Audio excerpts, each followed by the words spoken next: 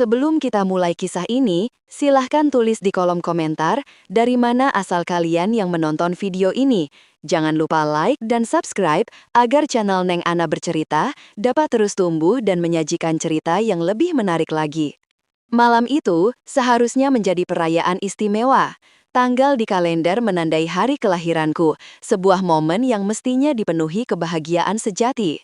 Namun, saat mobil yang dikemudikan suamiku, Bayu, berhenti di depan restoran megah bernama Dapur Anggrek, tempat yang tak pernah kukunjungi, hatiku justru merasakan kehampaan dingin, serupa udara malam yang merasuk melalui pendingin mobil.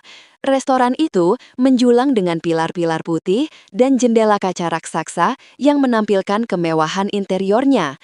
Kilauan lampu kristal di lobi tampak bagai ribuan bintang beku yang terperangkap. Ini bukanlah pilihanku.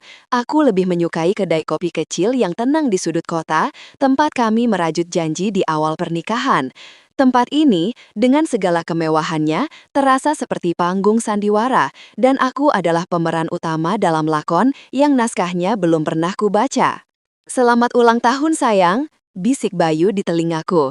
Tangannya melingkari pinggangku, gestur yang seharusnya mesra, namun terasa kaku dan berjarak. Aku memaksakan seulah senyum. Di sampingnya, Ibu Kartika, ibu mertuaku, tersenyum lebih lebar. Bibirnya dipoles lipstik merah menyala, setajam tatapan matanya yang selalu menghakimiku. "Selamat ulang tahun, Karina!" "Nak, Ibu berdoa semoga kamu selalu sehat, bahagia, dan semakin taat pada Bayu." Kalimat terakhir itu, semakin taat, terdengar seperti perintah terselubung.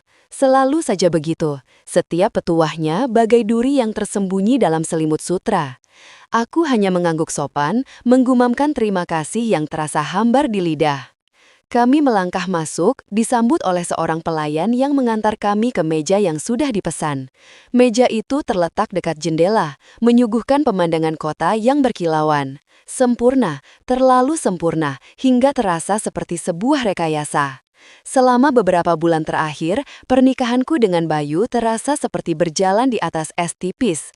Tawa dan kehangatan yang dulu memenuhi rumah kami perlahan sirna, digantikan oleh keheningan canggung dan percakapan-percakapan singkat yang hanya menyentuh permukaan.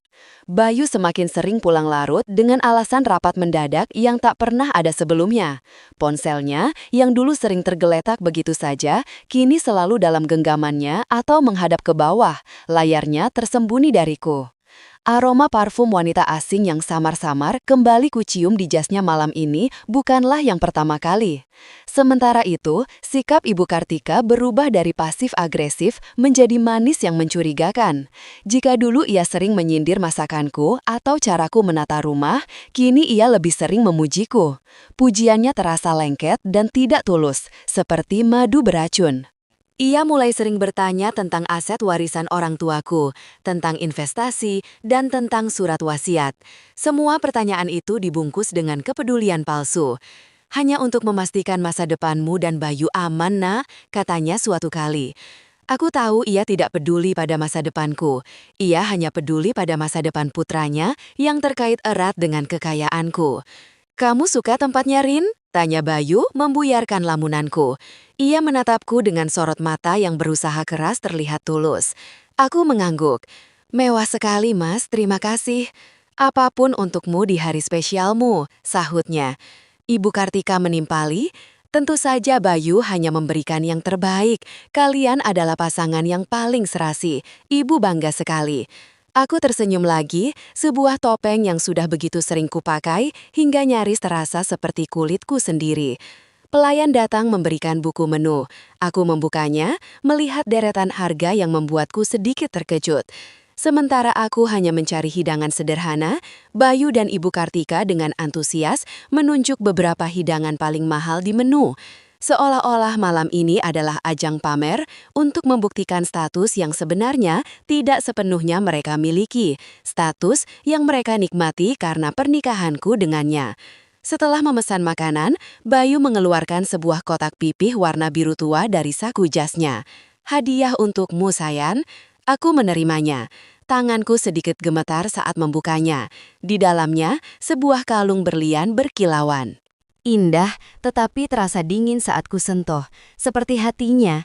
Aku tahu persis berapa harga kalung seperti ini, dan aku juga tahu kondisi keuangan perusahaan Bayu sedang tidak baik-baik saja. Dari mana uang ini berasal? Apakah dari sisa tabunganku yang diam-diam ia kuras? Mas, ini terlalu mahal, ucapku pelan. Tidak ada yang terlalu mahal untukmu, jawabnya cepat. Ia berdiri dan memakaikan kalung itu di leherku. Jarinya yang dingin menyentuh tengkuku, membuatku sedikit bergidik. Lihat, cantik sekali, seperti ratu. Ibi Kartika bertepuk tangan kecil. Putraku memang paling romantis. Kamu beruntung sekali, Karina. Aku hanya bisa mengucapkan terima kasih. Lagi, kata itu terasa semakin aus setiap kali aku mengucapkannya. Aku memegang liontin berlian di leherku. Dingin, kosong, sama seperti tatapan mata suamiku. Minuman kami datang. Aku memesan jus leci dingin dengan es, minuman favoritku sejak dulu. Bayu memesan anggur merah, sama seperti ibunya. Gelas-gelas kristal itu berdenting pelan saat diletakkan di atas meja. Bayu mengangkat gelasnya, memberi isyarat agar aku dan ibunya melakukan hal yang sama. Untuk istriku tercinta, ujarnya, suaranya dibuat selembut mungkin. Karina, sumber kebahagiaanku. Semoga di usiamu yang baru ini, kamu selalu dilimpahi kesehatan, kebahagiaan, dan cinta. Aku mencintaimu lebih dari apapun. Kata-kata itu meluncur begitu lancar dari bibirnya, seperti sebuah naskah yang sudah dihafal di luar kepala. Aku mengangkat gelasku, memaksakan senyum untuk yang kesekian kalinya. Mataku menatap lurus ke matanya, mencari setitik kejujuran di sana. Namun aku tidak menemukannya. Dan tepat pada saat itu, saat gelas kami hampir bersentuhan di udara, aku melihatnya. Hanya sepersekian detik, sebuah gerakan yang begitu cepat hingga mungkin orang lain tidak akan menyadarinya. Mata Bayu tidak lagi menatapku. Tatapannya bergeser, melesat melewati bahuku, mengarah lurus ke pintu keluar utama restoran. Sorot matanya tajam, penuh antisipasi, seolah sedang memastikan sesuatu atau menunggu seseorang. Seolah ia sedang memeriksa apakah jalan untuk melarikan diri sudah aman. Gerakan kecil itu, tatapan sekilas itu, sudah cukup. Firasat buruk yang sejak tadi hanya berputar-putar di benakku, kini menghunjam lurus ke jantungku. Jantungku berdetak lebih kencang, bukan karena cinta atau bahagia, melainkan karena alarm bahaya yang berbunyi nyaring di seluruh tubuhku. Aku tahu tanpa keraguan sedikit pun bahwa malam ini bukanlah sebuah perayaan. Malam ini adalah sebuah jebakan dan aku adalah targetnya. Denting pelan gelas kristal yang bersentuhan di udara terasa seperti vonis yang baru saja diketuk. Aku memaksakan diri tersenyum dan menyesap sedikit jus leci dinginku sekadar membasahi bibir. Di seberang meja, Bayu dan Ibu Kartika tampak puas mengira aku telah menelan umpan pertama mereka. Makanan pembuka kami datang tak lama kemudian, sepiring kerang panggang dengan saus mentega bawang putih. Aromanya lezat, tetapi nafsu makanku telah hilang sama sekali. Semua indraku kini bekerja dalam mode siaga tinggi, mengawasi setiap gerak-gerik dan kata-kata mereka. Kami makan dalam keheningan yang canggung. Aku tahu mereka sedang menungguku untuk minum lebih banyak, tetapi aku sengaja makan dengan sangat perlahan. Tiba-tiba ponsel Bayu yang tergeletak menghadap ke bawah di atas meja bergetar dengan kuat. Getarannya cukup keras hingga membuat piring-piring kecil di dekatnya sedikit bergeser. Sebuah gangguan yang terasa disengaja. Bayu melirik layar ponselnya sekilas. Ekspresinya berubah menjadi sedikit tegang.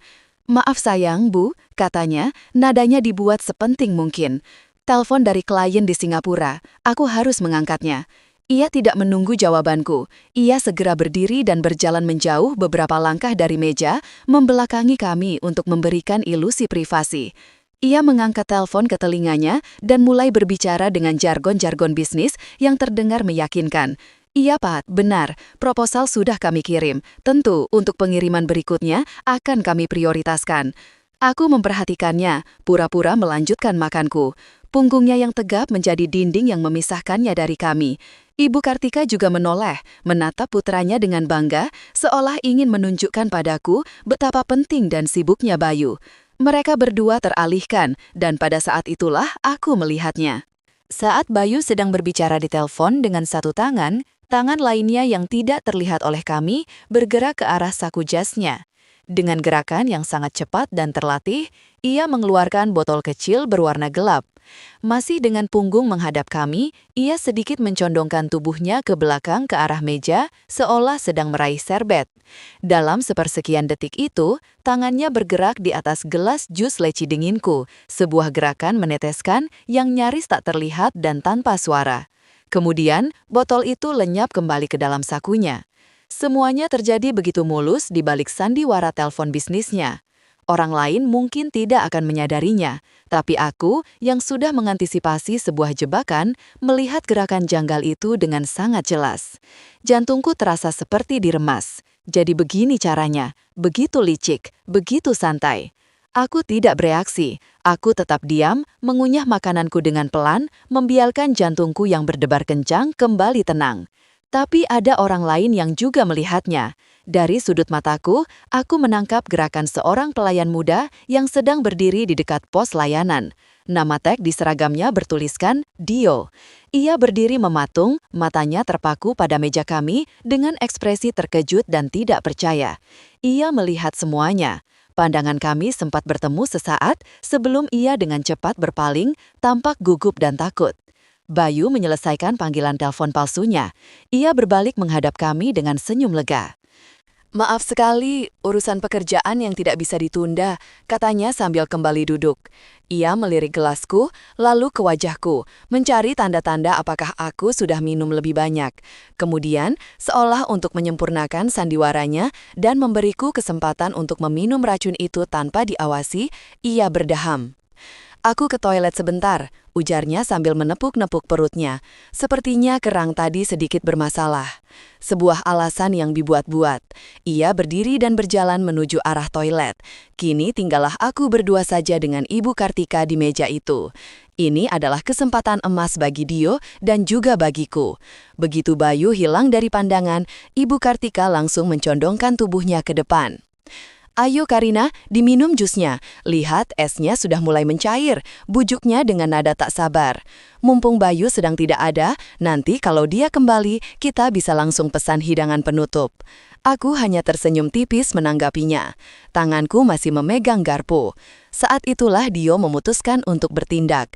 Ia berjalan mendekati meja kami, membawa sebuah teko berisi air putih. Langkahnya terlihat sedikit ragu, tetapi matanya menunjukkan tekad yang kuat. "Permisi Ibu, Kak," sapanya dengan sopan, menghindari tatapan Ibu Kartika. Ia berdiri di sisiku, berpura-pura hendak menuangkan air ke dalam gelasku yang masih penuh. Ibu Kartika menatapnya dengan sedikit kesal. "Tidak perlu, gelasnya masih penuh." Dio tidak menghiraukan Ibu Kartika.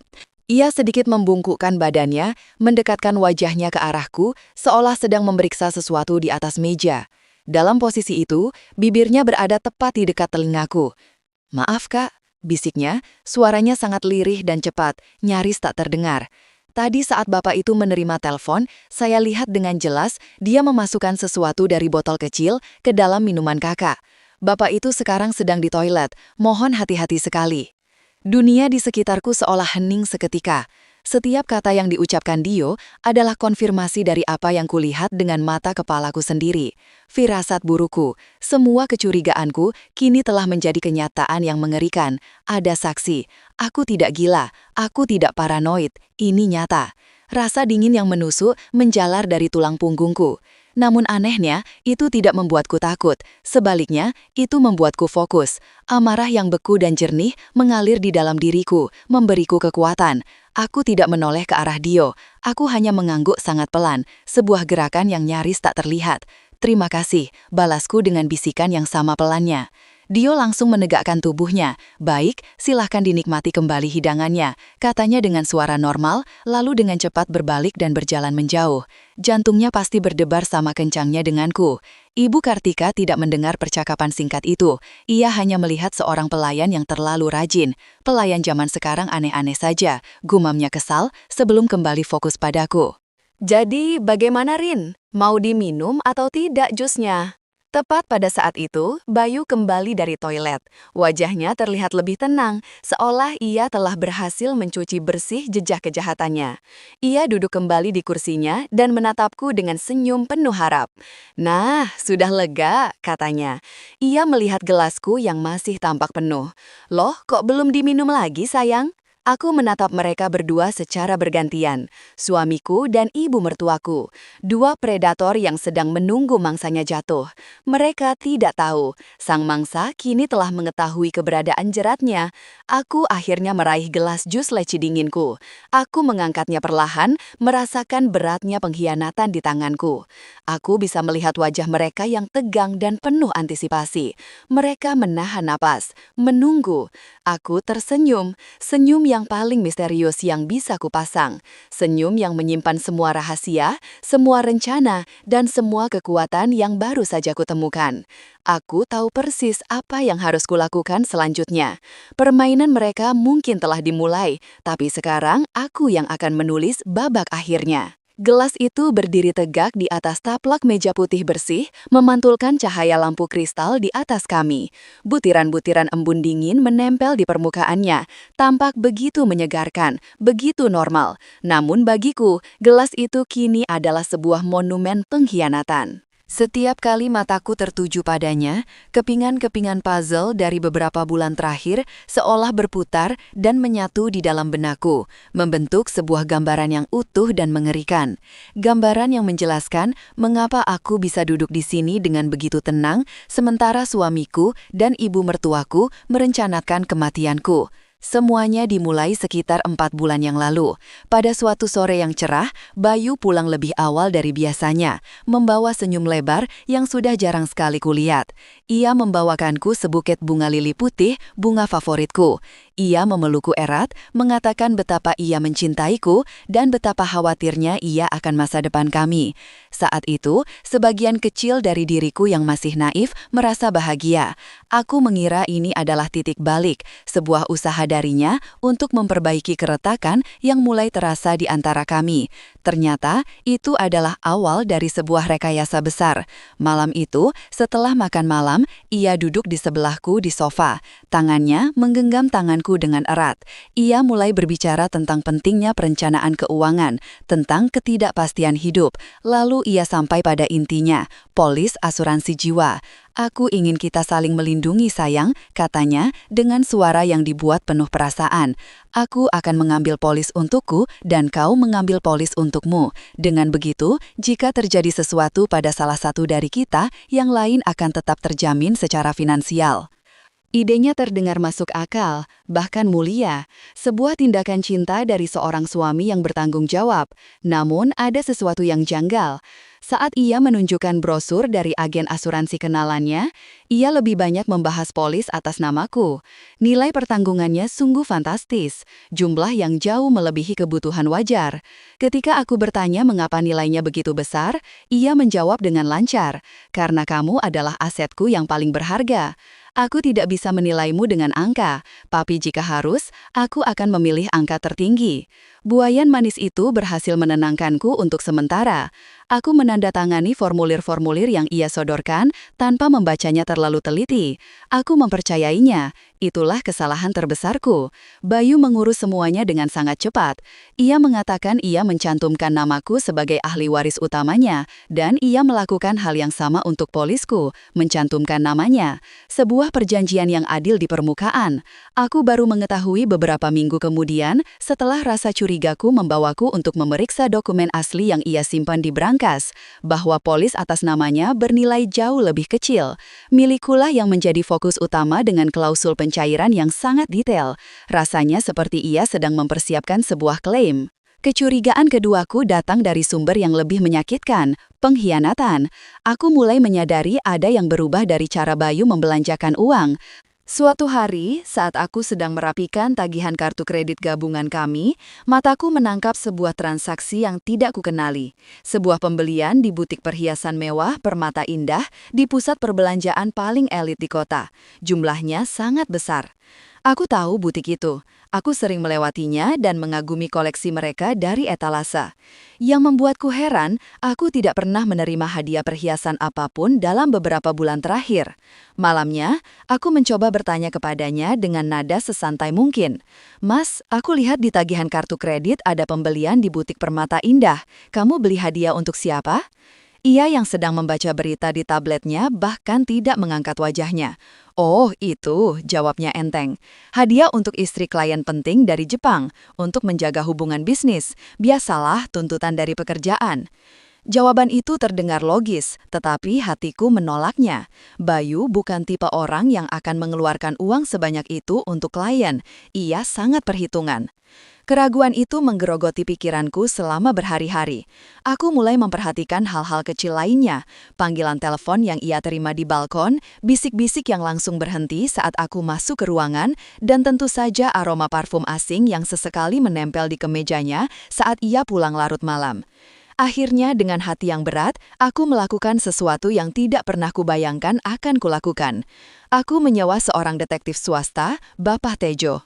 Aku merasa kotor dan bersalah seperti mengkhianati pernikahanku sendiri. Tapi aku butuh kepastian. Aku butuh tahu apakah aku hanya berhalusinasi atau apakah ketakutanku nyata. Seminggu kemudian, detektif itu meneleponku. Ia memintaku datang ke kantornya. Aku duduk di seberang mejanya, jantungku berdebar tak karuan. Ia tidak banyak bicara, hanya mendorong sebuah amplop coklat tebal ke arahku. Tanganku gemetar hebat saat membukanya. Di dalamnya ada setumpuk foto berkualitas tinggi. Duniaku seolah berhenti berputar saat melihat gambar-gambar itu. Foto pertama menunjukkan Bayu sedang makan siang di sebuah restoran yang tidak kukenal. Di hadapannya duduk seorang wanita yang cantik dan glamor dengan rambut panjang bergelombang dan pakaian yang sangat modis. Mereka tertawa, terlihat sangat akrab. Foto kedua, mereka berjalan keluar dari restoran. Tangan Bayu melingkar di pinggang wanita itu. Foto ketiga, mereka berada di lobi sebuah hotel. Dan foto terakhir yang paling menghancurkan hatiku adalah foto close-up wanita itu yang sedang tertawa. Di lehernya tergantung sebuah liontin berlian yang berkilauan. Liontin yang sama persis dengan yang ada di tagihan kartu kredit kami. Wanita itu bernama Maya. Detektif itu telah melampirkan profil singkatnya. Seorang model paruh waktu yang aktif di lingkaran sosialita. Pengkhianatan itu kini memiliki wajah dan nama. Rasa sakitnya begitu menusuk, begitu nyata. Malam itu aku menangis tanpa suara di kamar mandi, membiarkan air pancuran menyamarkan isak tangisku. Bayu tidur nyenyak di kamar kami, tidak menyadari bahwa topengnya telah terlepas. Kesedihanku dengan cepat berubah menjadi amarah yang dingin. Aku tahu aku tidak bisa tinggal diam. Jika ia bisa mengkhianatiku seperti ini, apalagi yang bisa ia lakukan? Hubungan antara asuransi jiwa yang aneh dan perselingkuhan ini mulai membentuk sebuah pola yang mengerikan di kepalaku. Apakah mereka merencanakan sesuatu? Didorong oleh ketakutan dan amarah, malam berikutnya saat Bayu sedang mandi, aku memberanikan diri masuk ke ruang kerjanya. Ruangan itu adalah wilayah pribadinya, tempat yang jarang sekali kumasuki. Aku menuju laci mejanya yang selalu terkunci. Aku sudah lama tahu di mana ia menyimpan kunci duplikatnya, di dalam sebuah buku tebal yang tidak pernah ia baca. Dengan tangan yang masih sedikit gemetar, aku membuka laci itu. Di dalamnya, di antara tumpukan dokumen perusahaan, aku menemukannya. Sebuah botol kaca kecil berwarna gelap tanpa label, berisi cairan bening. Jantungku mencelos, benda apa ini? Namun yang kutemukan di sebelahnya jauh lebih mengerikan. Sebuah map berisi print-out tiket pesawat ke Swiss, 2 tiket atas nama Bayu dan Maya. Tanggal keberangkatannya 17 Oktober, tepat seminggu setelah hari ulang tahunku. Semuanya menjadi jelas, sangat jelas dan sangat mengerikan. Polis asuransi, perselingkuhan, cairan misterius, tiket liburan. Mereka tidak hanya berencana untuk menyingkirkanku, mereka sudah merencanakan perayaan di atas kuburanku. Mereka akan membunuhku, mengklaim uang asuransiku yang besar, lalu pergi untuk memulai hidup baru bersama. Hari ulang tahunku dipilih sebagai hari eksekusi. Aku tidak berteriak, aku tidak panik. Saat itu sesuatu di dalam diriku telah mati dan digantikan oleh insting bertahan hidup yang luar biasa kuat. Aku harus bertindak cepat dan cerdas. Dengan sangat hati-hati, aku mengambil botol kecil itu. Aku ingat pernah membaca tentang cara mengambil sampel. Aku pergi ke kotak P3K, mengambil jarum suntik steril yang masih baru, dan dengan hati-hati menyedot sedikit sekali cairan dari dalam botol itu. Cukup untuk dianalisis. Aku memindahkannya ke dalam botol parfum sampel yang sudah kosong dan kubersihkan. Aku mengembalikan botol asli ke tempatnya semula, memastikan semuanya terlihat tidak tersentuh. Keesokan harinya, aku mengirim sampel kecil itu ke sebuah laboratorium swasta yang direkomendasikan oleh detektifku menggunakan nama samaran. Aku meminta analisis toksikologi lengkap. Menunggu hasilnya adalah minggu terpanjang dalam hidupku. Setiap hari aku harus berpura-pura menjadi istri yang normal, tersenyum pada pria yang ingin membunuhku, makan malam bersama ibu mertua yang menjadi kaki tangannya. Hasilnya datang melalui email 3 hari yang lalu. Isinya adalah mimpi buruk yang menjadi kenyataan. Cairan itu adalah konsentrat dari racun tanaman yang sangat langka dan kuat, sebuah kardiotoksin. Dalam dosis kecil, ia bisa menyebabkan kelumpuhan otot dan aritmia jantung parah. Dalam dosis yang mereka rencanakan, ia akan menyebabkan serangan jantung masif yang fatal dalam beberapa menit. Gejalanya akan sangat mirip dengan serangan jantung alami, dan racunnya tidak akan terdeteksi dalam otopsi standar, kecuali jika tim forensik tahu secara spesifik apa yang harus dicari. Sempurna untuk sebuah pembunuhan yang dirancang agar terlihat seperti kecelakaan tragis. Lamunanku pecah. Aku kembali ke masa kini, ke restoran mewah ini. Mataku beralih dari gelas jus di atas meja ke wajah Bayu. Ia sedang menatapku dengan senyum palsunya, tidak menyadari bahwa aku mengetahui setiap detail dari rencana busuknya. Ia pikir aku adalah domba yang siap untuk disembelih. Ia tidak tahu bahwa dalam beberapa minggu terakhir, domba ini telah belajar untuk menjadi serigala. Ketenangan yang kini menyelimutiku bukanlah kepasrahan seorang korban, melainkan fokus tajam seorang pemburu yang sedang menunggu momen yang tepat untuk menerkam. Aku telah melewati fase sakit hati, ketakutan, dan amarah. Kini yang tersisa hanyalah tekad baja untuk membalikan permainan ini dan memastikan mereka yang mencoba menghancurkanku akan hancur oleh rencana mereka sendiri.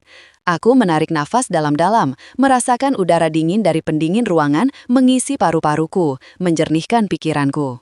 Babak baru telah dimulai, dan kali ini aku yang memegang kendali. Aku meletakkan serbetku di pangkuan dan mulai memakan salad udangku dengan perlahan, seolah aku adalah tamu paling santai di restoran ini. Setiap gigitan kunikmati dengan saksama. Aku sengaja melakukannya untuk mengulur waktu, untuk membangun kegelisahan mereka. Aku bisa merasakan tatapan mereka tertuju padaku, menunggu aku meraih gelas itu lagi. Makanannya enak sekali, ucapku memecah keheningan. Suaraku terdengar ringan dan tanpa beban. Pilihan yang bagus, Mas. Bayu tampak sedikit lega mendengar nada ceriaku. Tentu saja, aku hanya ingin yang terbaik untukmu. Berbicara tentang yang terbaik, aku melanjutkan, meletakkan garpuku sejenak. Aku menatap lurus ke arah Ibu Kartika. Aku baru dapat kabar baik tadi siang, Bu. Laporan investasi dari aset peninggalan Papa dan Mama hasilnya luar biasa bagus kuartal ini. Aku bahkan bingung bagaimana cara mengelolanya nanti. Mungkin aku harus menyewa manajer investasi profesional. Aku melihatnya. Sebuah kilatan keserakahan yang tidak bisa disembunyikan melintas di mata Ibu Kartika. Bibirnya tersenyum tapi matanya menegang. Ia pasti sedang menghitung angka-angka di kepalanya. Aku sengaja melemparkan umpan ini. Aku ingin mengingatkan mereka dengan jelas apa yang menjadi taruhan dalam permainan ini. Uangku. Wah, syukurlah Nak Karina, sahutnya. Suaranya terdengar sedikit terlalu antusias. Kamu memang pintar mengelola warisan. Bayu sangat beruntung memilikimu.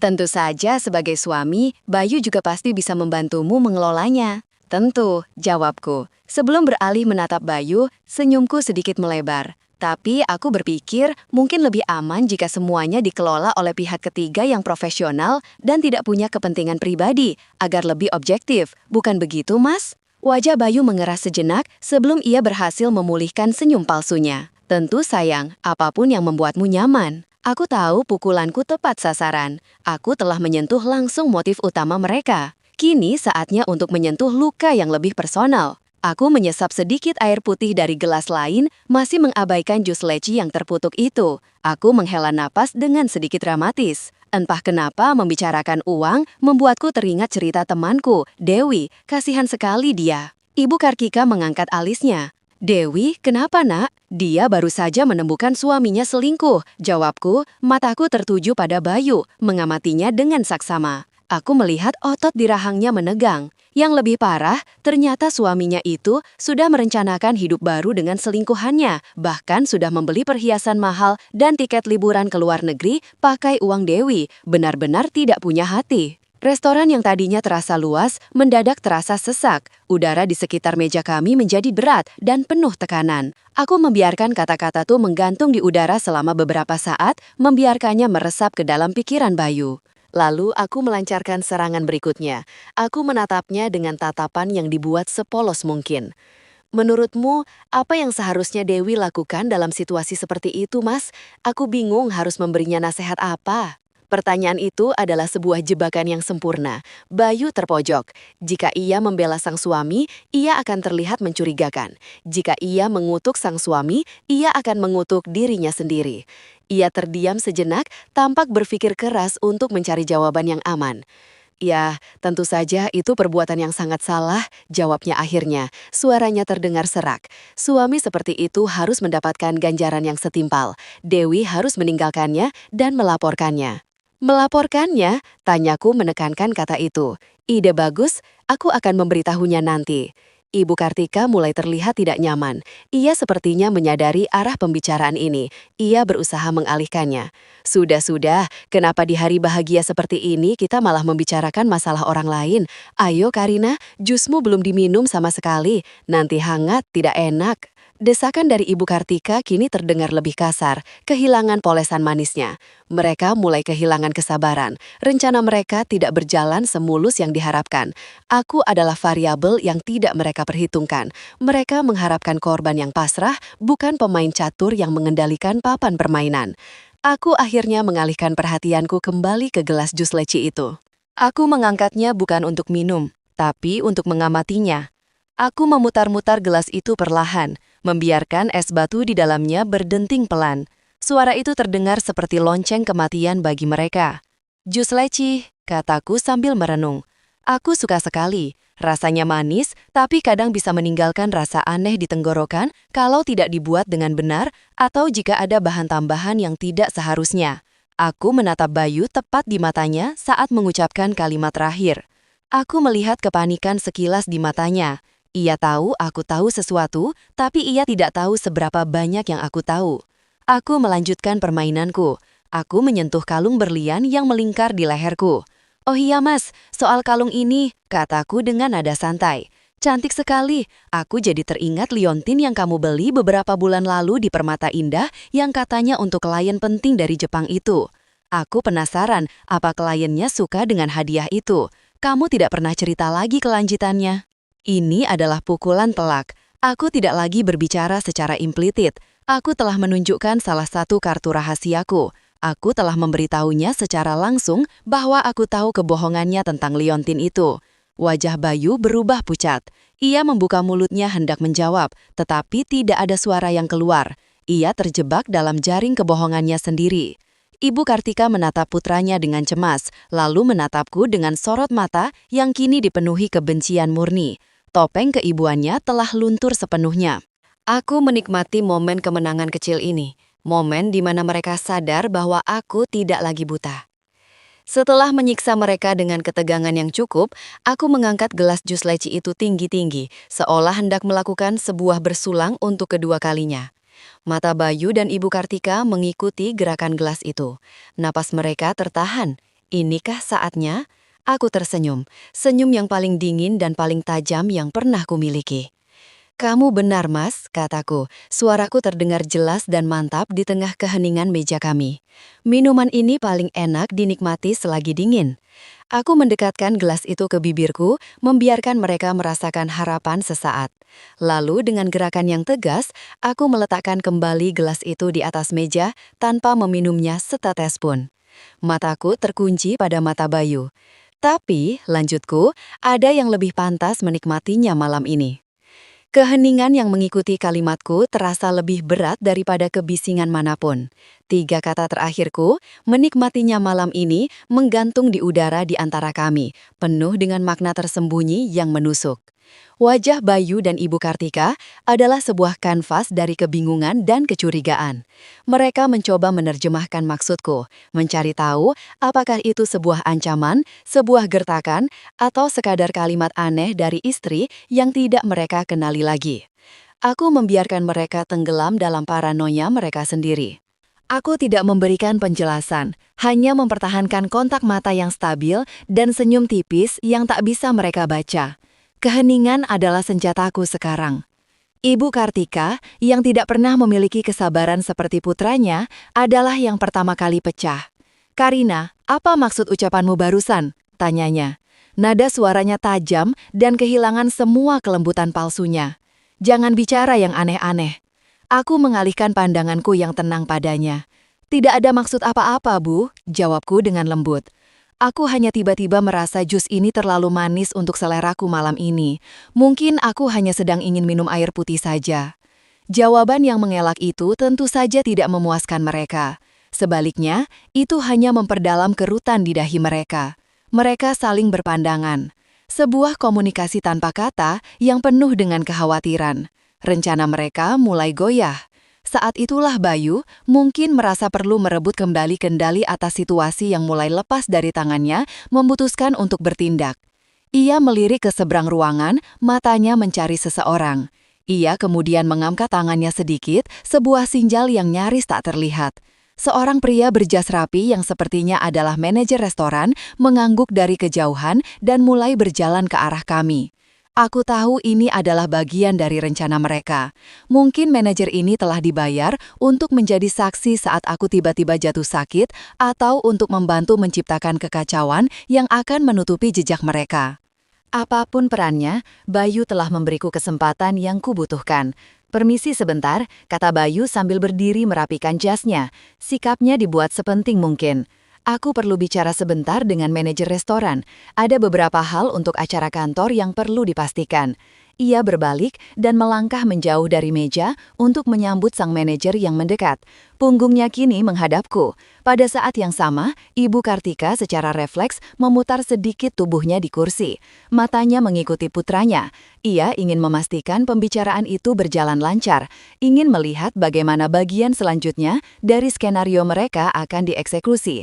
Dan itulah dia, momenku. Sebuah jendela waktu yang sangat sempit, mungkin tidak lebih dari 5 detik. Seluruh dunia di sekitarku seolah melambat. Suara denting garpu dari meja lain, alunan musik lembut, dan gumaman percakapan para tamu seolah menjauh, menjadi latar belakang yang kabur. Yang ada hanyalah aku, meja, dan 2 gelas di hadapanku. Jantungku berdebar kencang, memompa adrenalin ke seluruh pembuluh darahku. Tapi tanganku, anehnya sama sekali tidak gemetar. Tanganku dingin dan stabil. Gerakan ini sudah kulatih berulang kali di dapur rumah kami selama seminggu terakhir menggunakan gelas dan botol air, hingga aku bisa melakukannya dengan mata tertutup. Cepat, senyap, dan efisien. Tanganku bergerak dengan sendirinya, sebuah memori otot yang telah terpatri. Tangan kiriku meluncur ke depan. Jari-jarinya yang ramping menggenggam dengan kuat gelas jus leci dinginku, gelas berisi racun. Pada saat yang bersamaan, tangan kananku meraih gelas milik Bayu yang berisi es teh tawar dengan seiris lemon. Gerakannya adalah sebuah tarian yang senyap dan mematikan. Dengan satu gerakan busur yang luas dan cepat, aku menukar posisi kedua gelas itu. Tangan kiriku meletakkan gelas beracun di tempat es teh Bayu semula. Tangan kananku meletakkan gelas es teh yang aman di tempat jus leciku tadi. Dasar kedua gelas itu mendarat di atas taplak meja dengan suara yang nyaris tak terdengar, hanya sebuah tap lembut yang tertelan oleh kebisingan restoran. Aku bahkan memastikan untuk meletakkannya tepat di atas cincin basah bekas embun dari gelas sebelumnya agar tidak ada jejak pergeseran sedikit pun. Semuanya selesai dalam 3 detik. Aku menarik kedua tanganku kembali. Dengan cepat, aku membetulkan posisi tubuhku, memastikan bros berbentuk bunga kamelia di dadaku yang menyembunyikan sebuah kamera mikro memiliki sudut pandang yang sempurna untuk merekam pertukaran itu, bukti yang tak terbantahkan. Ketika Bayu selesai berbicara singkat dengan manajer dan berbalik, aku sudah kembali ke posisi semula. Aku sedang memegang serbetku dengan postur yang santai, seolah tidak ada satu hal pun yang terjadi. Ibu Kartika juga kembali memutar tubuhnya ke arah meja. Bagi mereka berdua, tidak ada yang berubah. Meja itu tampak persis sama seperti saat mereka meninggalkannya. Bayu kembali duduk di kursinya. Raut wajahnya tampak lebih percaya diri. Mungkin ia merasa rencananya telah kembali ke jalurnya setelah berbicara dengan manajer. Ia menatapku, lalu melirik gelas di depannya. Gelas yang kini berisi ramuan mematikan yang ia siapkan untukku tanpa rasa curiga sedikitpun. Baginya itu hanyalah es teh tawarnya yang biasa. Ia tidak menyadari bahwa ia sedang menatap senjatanya sendiri. Saat itu hidangan utama kami tiba. 3 orang pelayan datang menyajikan steak, ikan salmon dan pasta dengan gerakan yang sinkron. Kehadiran mereka menjadi jeda yang sempurna, memecah ketegangan yang sempat terbangun, dan menciptakan ilusi normalitas. Aroma lezat dari makanan yang baru disajikan memenuhi udara. Setelah para pelayan pergi, aku melakukan gerakanku selanjutnya. Aku mengangkat gelasku yang baru, gelas berisi es teh tawar yang aman. Mata Bayu dan Ibu Kartika langsung tertuju padaku seperti elang yang mengincar mangsanya. Mereka menahan napas, menanti dengan penuh harap. Aku membawa gelas itu ke bibirku. Aku bisa melihat pantulan wajah mereka yang tegang di permukaan gelas. Wajah suamiku dan wajah ibu mertuaku. Wajah 2 orang yang telah bersekongkol untuk mengakhiri hidupku. Lalu aku minum. Aku meneguk es teh itu dengan panjang dan perlahan. Rasa dingin dan sedikit asam dari lemon menyapu kerongkonganku. Itu adalah rasa paling melegakan yang pernah kurasakan. Rasa kehidupan, rasa kemenangan. Aku meletakkan gelas itu kembali ke meja. Aku melihat ke seberang. Ekspresi Bayu dan Ibu Kartika telah berubah total. Ketegangan di wajah mereka telah meleleh, digantikan oleh gelombang kelegaan yang mengerikan dan senyum kemenangan yang keji. Mereka bertukar pandang sekilas, sebuah tatapan yang mengatakan, berhasil, ia meminumnya. Mereka pikir mereka telah menang. Mereka pikir aku baru saja menelan umpan mereka, mengonsumsi racun yang akan segera menghentikan detak jantungku. Mereka tidak tahu bahwa yang baru saja kusaksikan adalah kematian dari rencana sempurna mereka. Senyum licik yang perlahan tersungging di bibir Bayu saat ia menatapku adalah pemandangan paling menjijikkan sekaligus paling memuaskan yang pernah kulihat. Ia sedang merayakan kematianku, padahal ia baru saja duduk di kursi terdakwa dalam pengadilannya sendiri. Kemenangan palsu itu terlihat begitu nyata di wajah mereka. Bayu bersandar lebih rileks di kursinya. Aura arogansinya kembali menguar. Ibu Kartika bahkan terkekeh pelan. Sebuah suara yang terdengar seperti gesekan kertas amplas di telingaku. Ia meraih gelas anggurnya dan mengangkatnya sedikit ke arah Bayu. Sebuah perayaan tanpa kata. Mereka percaya bahwa dalam hitungan menit, pertunjukan utama akan dimulai. Mereka hanya perlu menunggu racunnya bekerja. Nah, begitu dong diminum, kata Ibu Kartika dengan nada manis yang dibuat-buat. Biar tenaganya pulih, kamu kelihatan pucat sekali dari tadi, Nak Karina. Ironisnya, aku memang merasa lebih bertenaga dari sebelumnya.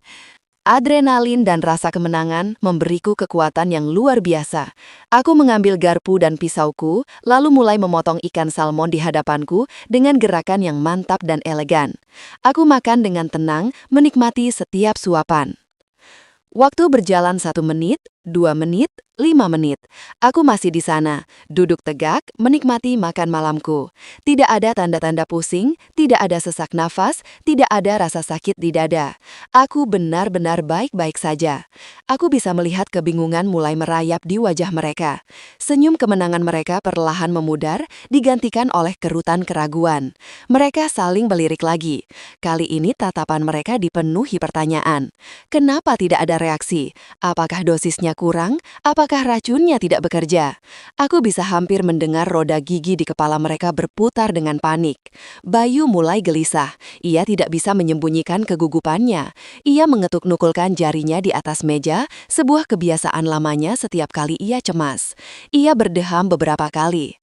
Kamu yakin baik-baik saja sayang? Tanyanya. Suaranya terdengar sedikit tegang. Wajahmu kelihatan agak merah sekarang. Tadi ia bilang aku pucat, sekarang ia bilang aku merah. Ia sedang mencoba memancing reaksi, berharap bisa menanamkan sugesti di benakku bahwa ada sesuatu yang salah dengan tubuhku. Aku menelan kunyahan terakhirku sebelum menjawab. Aku menatapnya, mataku jernih dan tenang. Aku merasa luar biasa, Mas, benar-benar segar. Mungkin karena minumannya. Yah, rasanya sangat melegakan tenggorokan. Untuk menekankan maksudku, aku mengangkat gelasku lagi dan meminum sisa es teh tawar itu hingga habis. Melihatku menghabiskan minuman itu bukannya membuat mereka lega, malah semakin menambah kepanikan mereka. Jika aku sudah menghabiskan seluruh isinya dan masih tidak terjadi apa-apa, berarti ada yang salah besar dengan rencana mereka. Keputusasaan mulai terlihat jelas. Skenario yang telah mereka susun dengan begitu rapi, kini berantakan di depan mata mereka. Waktu terus berjalan, dan target mereka masih duduk dengan sehat walafiat, bahkan terlihat lebih menikmati makan malamnya daripada mereka. Mungkin kamu hanya kelelahan, timpal Ibu Kartika dengan cepat, suaranya terdengar memaksa. Sebaiknya kamu istirahat saja setelah ini, tidak usah minum apa-apa lagi. Ia sadar, jika racun itu tidak bekerja, mendorongku minum lagi tidak ada gunanya. Tapi Bayu, yang mungkin otaknya sudah buntu, justru melakukan hal sebaliknya. Ia menunjuk gelasku yang sudah kosong. Kenapa tidak pesan lagi saja? Pelayan, panggilnya sebelum aku bisa mencegahnya. Ia benar-benar sudah kehilangan akal sehatnya. Aku mengangkat tanganku untuk menghentikan pelayan yang mendekat. Tidak perlu, aku sudah cukup. Aku tahu ini saatnya. Aku sudah cukup bermain-main. Aku sudah cukup menikmati ketakutan dan kebingungan di wajah mereka. Kini saatnya untuk menjatuhkan palu godam. Aku meletakkan garpu dan pisauku dengan rapi di atas piring. Aku mengambil serbet dan mengelap bibirku untuk terakhir kalinya. Kemudian aku menyandarkan punggungku di kursi dan menatap mereka berdua secara bergantian. Semua aura ringan dan santai yang tadi kupancarkan kini lenyap, digantikan oleh aura dingin yang menusuk. Permainan sudah selesai. Aku mengalihkan pandanganku pada gelas di depan Bayu. Gelas berisi es teh yang tidak pernah ia sentuh, yang kini berisi cairan mematikan yang ia siapkan untukku. Aku menunjuk gelas itu dengan dagu. Kalian benar, kataku. Suaraku tidak lagi terdengar lembut, melainkan rendah, mantap, dan dipenuhi dengan beban dari semua kebenaran yang kutahan. Minuman memang harus dihabiskan. Sayang sekali kalau terbuang sia-sia. Aku berhenti sejenak, membiarkan kalimat itu meresap. Aku menikmati kepanikan yang semakin menjadi-jadi di mata mereka. Mereka tidak mengerti apa yang akan terjadi, tapi mereka tahu itu adalah sesuatu yang buruk. Lalu aku mengucapkan kalimat pemungkasnya, kalimat yang telah kurangkai di dalam kepalaku selama berhari-hari. Kalimat yang akan menghancurkan dunia mereka dalam sekejap. Silahkan diminum dulu, Mas. Obat yang kamu beli dari Dr. Subroto itu katanya sangat mahal, kan? Nama Dr. Subroto menghantam udara seperti sebuah ledakan. Itu adalah nama yang seharusnya hanya diketahui olehnya. Wajah Bayu berubah seputih kapur, matanya melebar ngeri. Aku belum selesai. Aku menambahkan paku terakhir di peti mati mereka. Sayang kalau terbuang sia-sia. Padahal itu tiketmu untuk memulai hidup baru yang bahagia dengan Maya. Jika nama Dr. Subroto adalah sebuah ledakan, maka nama Maya adalah gempa bumi yang meruntuhkan segalanya. Ibu Kartika terkesiap, tangannya terbang menutup mulutnya yang ternganga. Ia menatap putranya dengan tatapan tak percaya dan ngeri. Tapi tatapanku hanya untuk Bayu. Aku melihat semua warna terkuras dari wajahnya. Aku melihat pemahaman yang mengerikan itu perlahan merayap di matanya. Pemahaman bahwa aku tahu segalanya. Bukan hanya tentang racun itu, tapi tentang perselingkuhannya. Tentang wanita itu, tentang tiket pesawat itu, tentang seluruh rencana busuk mereka dari awal hingga akhir. Ia menatapku, lalu tatapannya beralih dengan gerakan kaku seperti robot ke gelas yang ada di hadapannya. Gelas es tehnya. Gelas yang telah kutukar. Gelas berisi obat dari Dr. Subroto. Ia akhirnya mengerti arti dari kalimatku beberapa waktu yang lalu. Ada yang lebih pantas menikmatinya malam ini. Ia tersentak mundur dari meja, menjauhkan tubuhnya dari gelas itu. Seolah-olah gelas itu adalah seekor ular berbisa yang siap mematuknya. Kepanikan murni yang tak terselubung kini membakar matanya. Rencana pembunuhan yang sempurna itu tidak hanya gagal, rencana itu telah berbalik arah dan kini moncong senjatanya menuju tepat ke arahnya. Keheningan yang pecah di meja kami adalah keheningan yang memekakan. Nama Dr. Subroto dan Maya masih menggema di udara. Dua kunci yang telah membuka kotak Pandora berisi semua rahasia tergelap mereka. Wajah Bayu yang pucat pasi adalah bukti bahwa setiap kataku adalah anak panah yang menancap tepat di jantung kebohongannya. Ia menatapku, matanya yang biasanya penuh arogansi, kini dipenuhi teror murni, seolah baru pertama kali melihat wujud asliku. Keheningan itu pecah oleh suaranya yang bergetar. "Apa? Omong kosong apa ini, Karina?" Desaknya, mencoba memaksakan nada marah, tetapi yang keluar hanyalah bisikan panik. "Kamu jangan mengarang cerita, kamu sakit." Aku tersenyum tipis, senyum yang tidak mencapai mataku. Permainan sudah berakhir, kini saatnya membeberkan semua kartu. "Aku tidak sakit, Mas. Aku justru baru saja sembuh. Sembuh dari kebutaan yang membuatku mempercayaimu selama ini," jawabku dengan suara yang dingin dan stabil. "Aku tidak mengarang. Aku tahu kau menemui Dr. Subroto, seorang dokter umum yang kehilangan lisensinya karena kasus malapraktik di sebuah kafe kecil di pinggir kota 2 bulan lalu untuk membeli racun itu. Aku tahu kau menyembunyikannya di laci mebel antik di ruang kerjamu yang kuncinya kau selipkan di halaman 147 buku tentang strategi bisnis yang tidak pernah kau baca itu." Setiap detail yang kuungkapkan bagaikan tamparan keras di wajahnya. Matanya semakin melebar. Aku melanjutkan tanpa memberinya jeda untuk bernafas. "Dan aku tahu kau berencana terbang ke Swiss dengan Maya hari Selasa, minggu depan, menggunakan penerbangan malam agar tidak banyak menarik perhatian. Kau akan pergi dengan status sebagai duda yang berduka yang membutuhkan waktu untuk menenangkan diri setelah istrinya meninggal mendadak karena serangan jantung.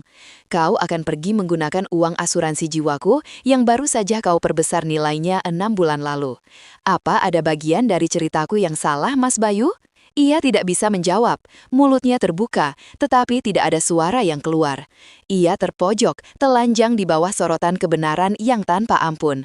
Ketakutan akan konsekuensi hukum kini kalah oleh ketakutan yang lebih primitif. Matanya melesat ke arah gelas di hadapannya, gelas berisi racun. Dalam otaknya yang panik, ia mungkin berpikir, aku telah menjebaknya untuk meminumnya, atau seseorang akan memaksanya minum sekarang. Logikanya hancur, digantikan oleh insting hewani untuk bertahan hidup. Tidak, teriakan itu keluar dari tenggorokannya, begitu keras dan melengking hingga memecahkan suasana elegan restoran. Ia mendorong kursinya ke belakang dengan kasar. Suara gesekan kaki kursi di lantai marmer terdengar memekakan, membuat beberapa tamu di meja sekitar menoleh kaget. Ia berdiri dengan goyah, menunjuk-nunjuk dengan jari yang gemetar.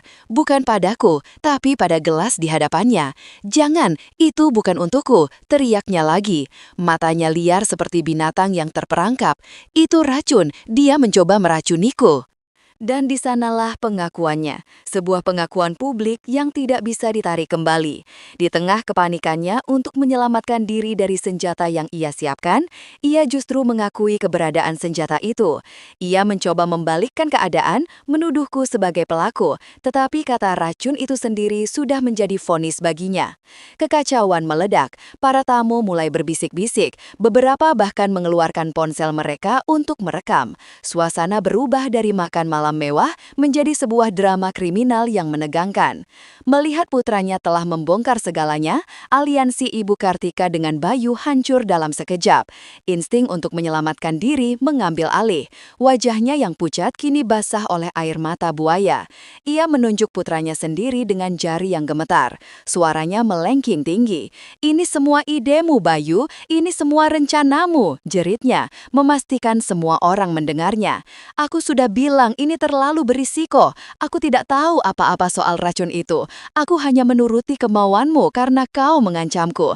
Dia yang merencanakan semuanya." Ia berusaha keras memerankan korban, seorang ibu malang yang terseret ke dalam rencana jahat putranya. Bayu, yang kini tidak hanya menghadapi kehancuran rencananya, tetapi juga pengkhianatan dari ibunya sendiri, menjadi histeris. "Ibu, jangan bohong," suaranya pecah. "Ibu yang paling menginginkan hartanya. Ibu yang terus-menerus menyindirku sebagai suami yang tidak berguna. Ibu yang bilang bahwa Karina adalah penghalang." Pertengkaran busuk antara ibu dan anak itu menjadi tontonan yang menjijikan. Mereka saling melempar tuduhan, saling membongkar keserakahan dan niat jahat masing-masing tanpa menyadari bahwa setiap kata yang mereka ucapkan hanya semakin mengubur mereka lebih dalam. Topeng keluarga terhormat yang mereka kenakan selama ini telah terkoyak, menampakkan wajah asli mereka yang rakus dan keji. Di tengah puncak kekacauan itu, dua orang pria yang sejak tadi duduk tenang di meja sudut yang sempat kusadari keberadaannya sejak awal bangkit dari kursi mereka. Mereka tidak terlihat panik, gerakan mereka tenang, efisien, dan penuh otoritas. Mereka mengenakan kemeja kasual, tetapi cara mereka berjalan menunjukkan bahwa mereka bukan tamu biasa. Mereka tiba di meja kami, membelah kerumunan kecil para penonton yang penasaran. Salah satu pria itu, yang berperawakan lebih tinggi, menatap langsung ke arah Bayu yang masih berteriak-teriak. Pria itu meraih sesuatu dari saku jaketnya, sebuah dompet kulit hitam. Ia membukanya, menunjukkan sebuah lencana perak kepolisian yang berkilau di bawah cahaya lampu kristal. Suaranya tenang, namun tegas dan mematikan, dengan mudah memotong hiruk-pikuk pertengkaran itu. "Selamat malam Bapak Bayu, Ibu Kartika. Nama saya Inspektur Wirya. Kami rasa kami sudah mendengar semuanya." Wajah Bayu dan Ibu Kartika membeku. Harapan terakhir mereka untuk bisa lolos kini lenyap tak berbekas. Mereka menatap lencana itu, lalu ke wajah Karina yang tenang. Mereka akhirnya sadar, ini bukanlah sebuah kebetulan. Ini adalah sebuah operasi penangkapan yang telah direncanakan dengan sempurna.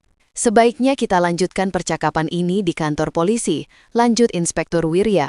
Suara klik yang tajam dan dingin menyusul setelahnya. Suara borgol logam yang mengunci pergelangan tangan Bayu.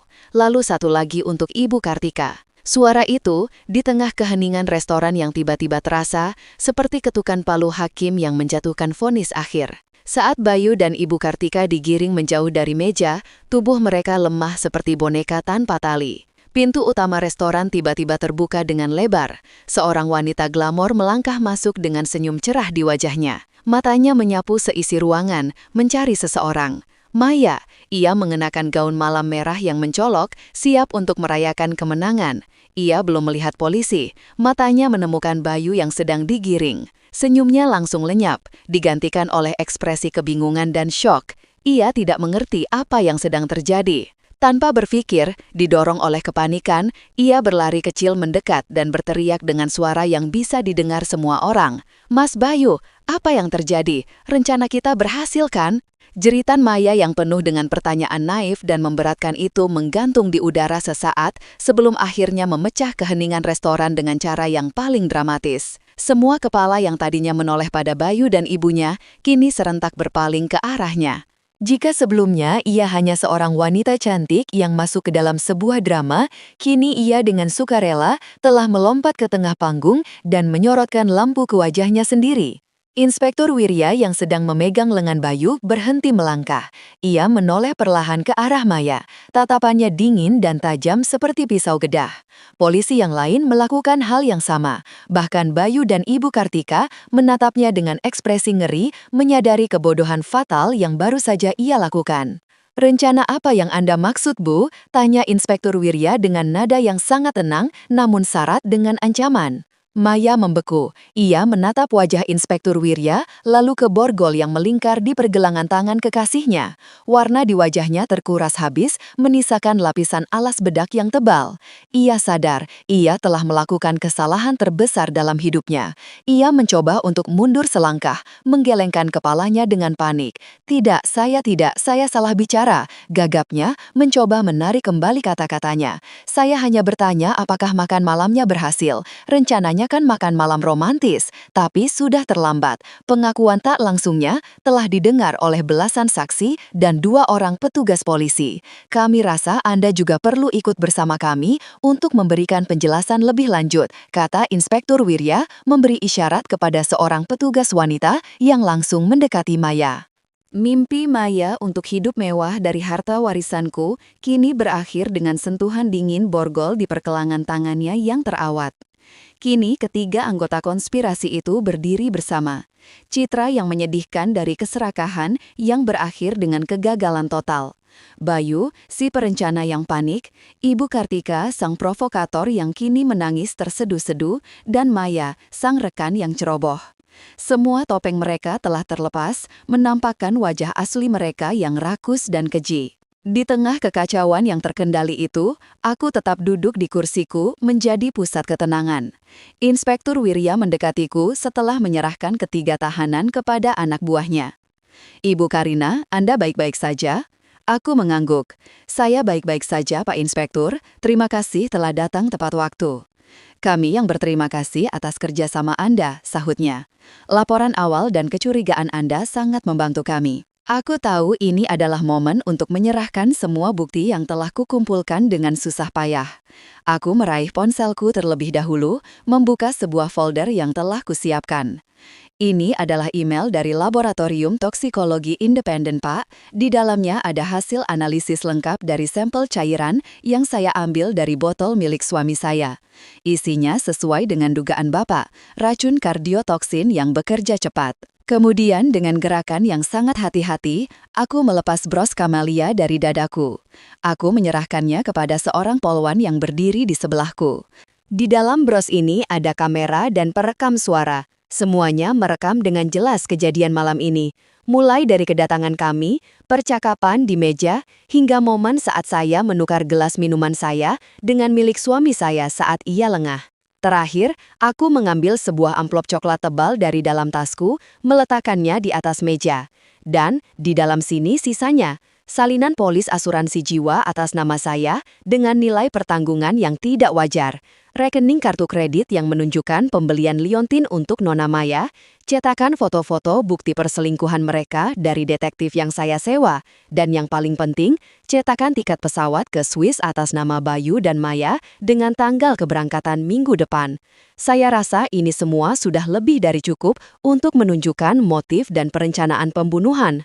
Inspektur Wirya menerima amplop itu, melirik isinya sekilas, lalu menatapku dengan sorot mata yang penuh penghargaan. Ia mungkin sudah sering menangani kasus, tetapi kasus di mana korban yang ditargetkan justru menjadi arsitek penangkapan pelakunya, dengan bukti selenggap ini pastilah jarang terjadi.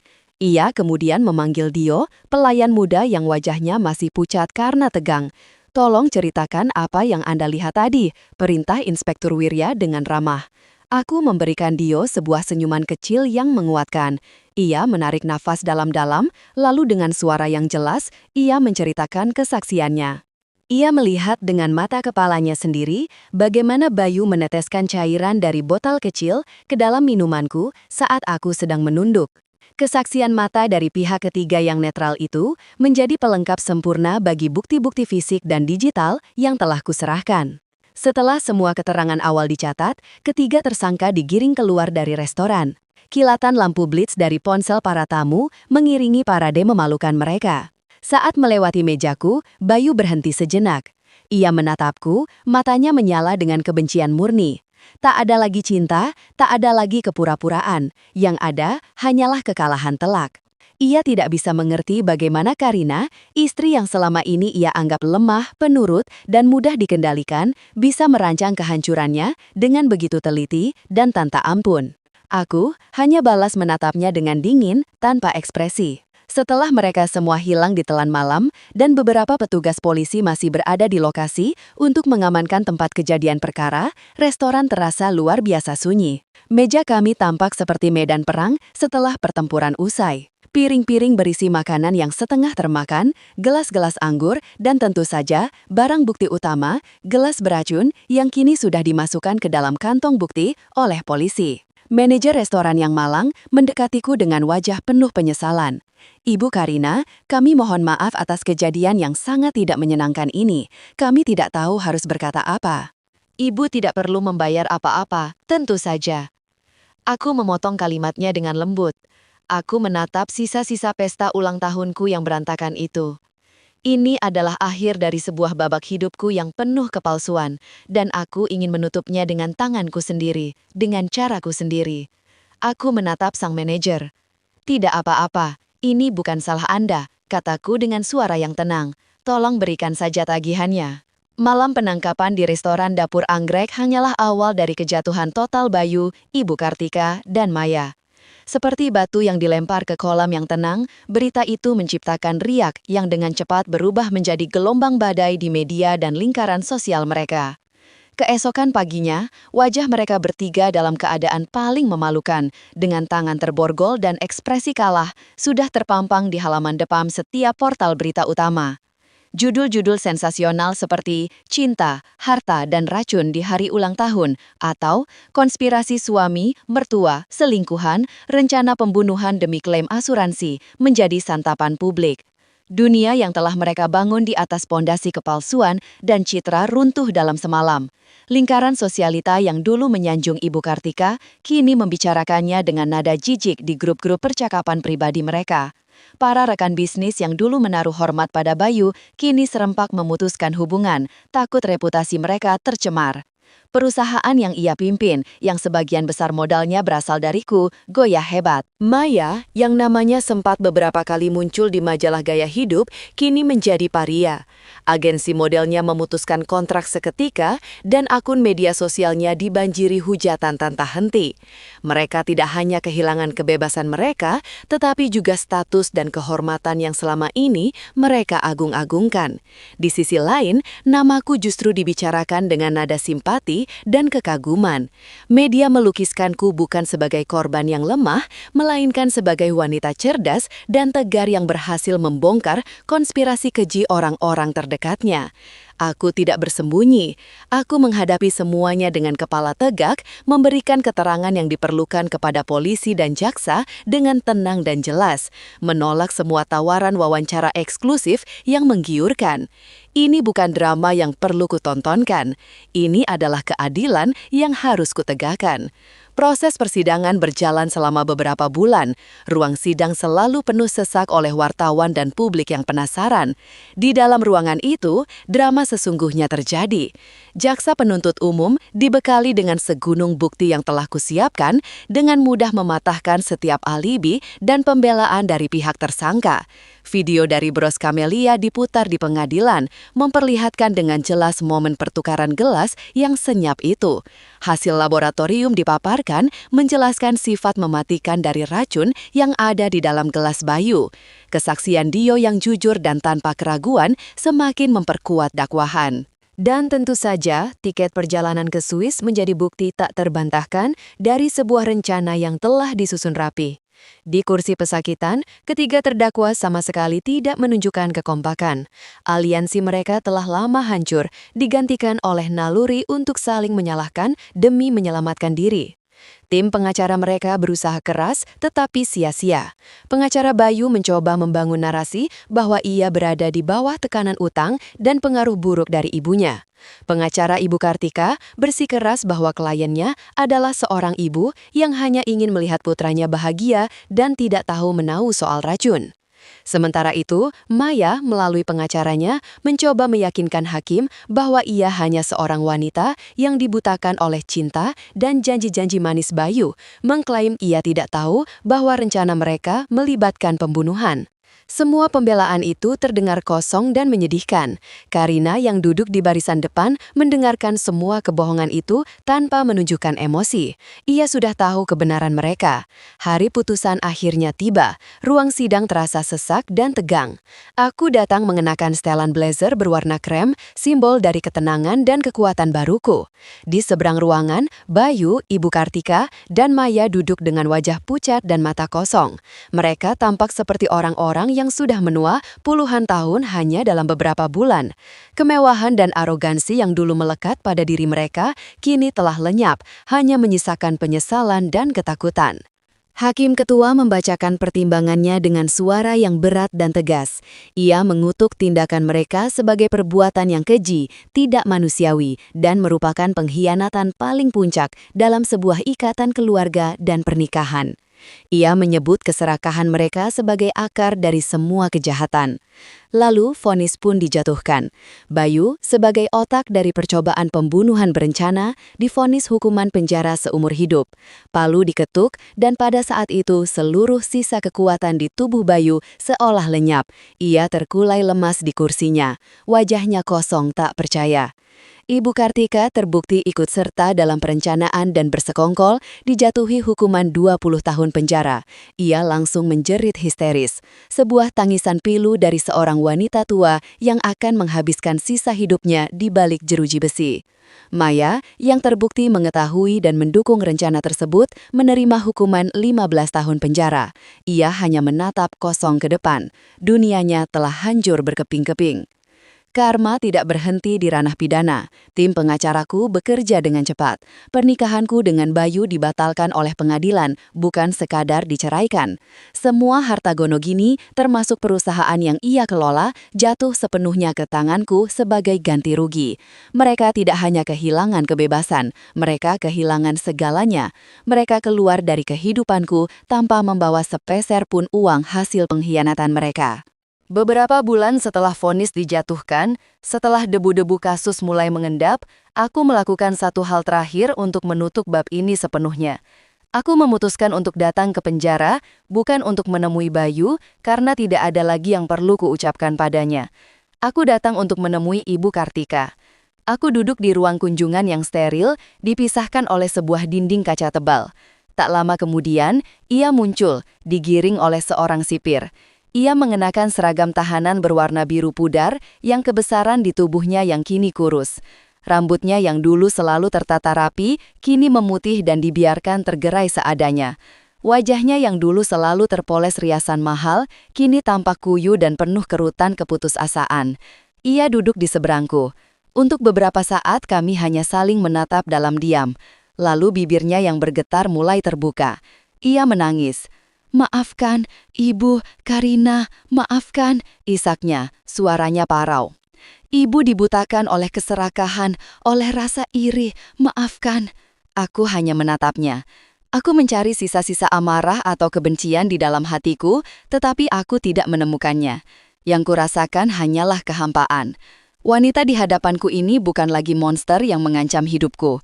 Ia hanyalah seorang wanita tua yang rapuh dan menyedihkan yang telah membayar harga yang sangat mahal untuk kejahatannya.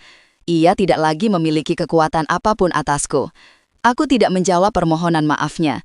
Aku tidak memberinya pengampunan yang mungkin bisa sedikit melegakan hatinya. Aku juga tidak menghakiminya lebih jauh. Aku hanya duduk di sana selama 1 menit penuh dalam keheniman, membiarkan tatapanku menjadi jawaban atas segalanya. Kemudian, tanpa mengucapkan sepatah kata pun, aku berdiri dari kursiku, berbalik dan berjalan keluar dari ruangan itu. Aku tidak menoleh ke belakang. Aku bisa mendengar isak tangisnya yang semakin keras di belakang punggungku, tetapi suara itu semakin lama semakin jauh dan akhirnya lenyap. Aku melangkah keluar dari gerbang penjara menuju sinar matahari yang cerah. Dan untuk pertama kalinya, aku merasa benar-benar bebas. 1 tahun berlalu. Waktu telah menjadi penyembuh yang lembut, menutupi luka-luka lama dengan lapisan pengalaman baru dan harapan. Tanggal di kalender kembali menunjukkan hari ulang tahunku. Namun kali ini tidak ada kecemasan, tidak ada kepalsuan, dan tidak ada restoran mewah yang terasa dingin. Perayaanku kali ini diadakan di sebuah kafe yang terang dan ramai di pusat kota. Kafe itu bernama Kedai Kopi Melati, sebuah nama yang kupilih sebagai pengingat akan bros kecil yang menjadi bagian dari penyelamatanku. Dindingnya dicat dengan warna putih gading dan hijau mint, dihiasi dengan tanaman-tanaman hias yang subur. Aroma kopi yang baru diseduh dan kue-kue yang baru dipanggang menguar di udara, menciptakan suasana yang hangat dan nyaman. Tempat ini adalah antitesis dari dapur anggrek. Tempat ini penuh dengan kehidupan. Aku duduk di salah satu meja di dekat jendela, dikelilingi oleh orang-orang yang benar-benar berarti dalam hidupku. Ada Dewi, sahabatku sejak kuliah yang selalu mendukungku. Ada Bapak Tejo, detektif swasta yang kupekerjakan, yang seiring berjalannya waktu berubah dari seorang profesional menjadi teman yang bisa kuandalkan. Dan ada beberapa teman lama lainnya yang kembali merapat setelah aku melepaskan diri dari lingkaran sosial palsu Bayu. Aku sendiri telah berubah.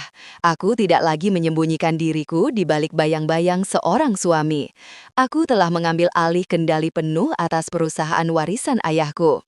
Awalnya banyak yang meragukan kemampuanku, tetapi dengan kecerdasan dan ketekunan yang selalu ini terpendam, aku berhasil tidak hanya menstabilkan perusahaan, tetapi juga membawanya ke tingkat kesuksesan yang baru.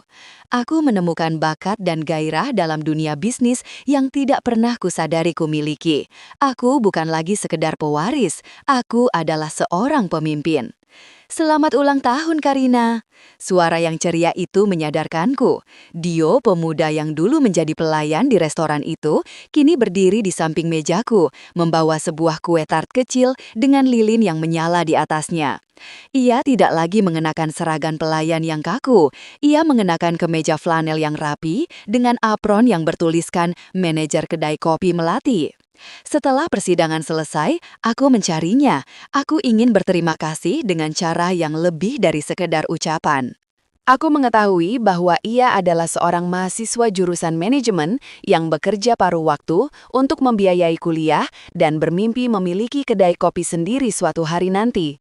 Melihat kejujuran dan keberanian di dalam dirinya, aku memutuskan untuk berinvestasi pada mimpinya. Aku memberinya modal untuk membangun kafe ini, menjadikannya manajer, sekaligus memberinya sebagian saham kepemilikan. Kedai kopi Melati adalah hasil kerja kerasnya dan kepercayaanku padanya.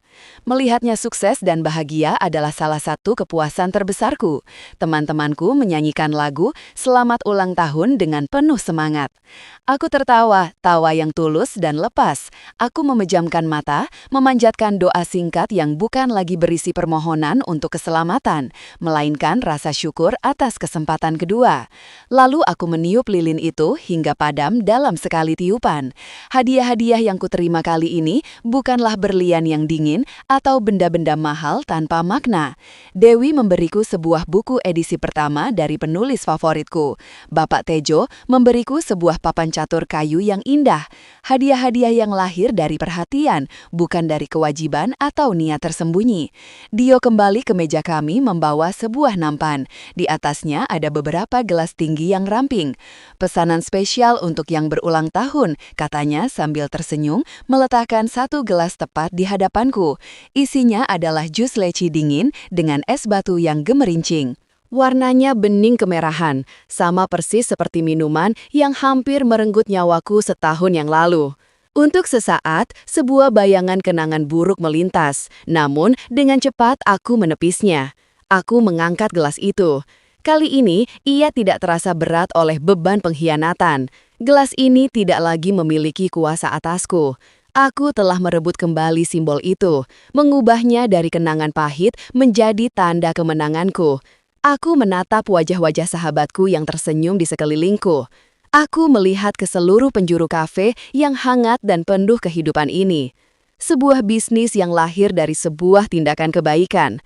Untuk lembaran baru, kataku, suaraku mantap dan penuh kebahagiaan. Untuk lembaran baru, sahut mereka serempak. Kami bersulang, denting gelas kami terdengar merdu. Aku menyesap jus leci itu. Rasanya manis, segar, dan luar biasa nikmat. Rasa dari sebuah awal yang baru. Aku menoleh keluar jendela, memandang jalanan kota yang sibuk di bawah cahaya matahari sore. Masa depan terbentang luas di hadapanku, cerah dan penuh kemungkinan.